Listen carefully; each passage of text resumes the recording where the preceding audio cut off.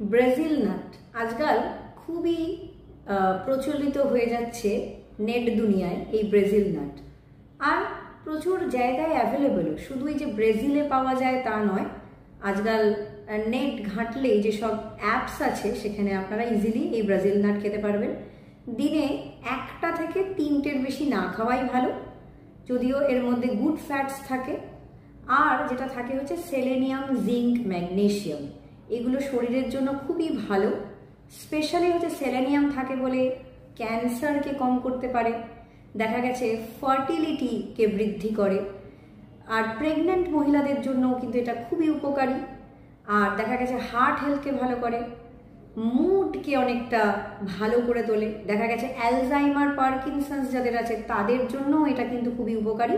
আর সবচেয়ে ইম্পর্টেন্ট হচ্ছে সেলেনিয়াম থাকে বলে এটা থাইরয়েডকে অনেকটা কন্ট্রোল করতে পারে। নমস্কার।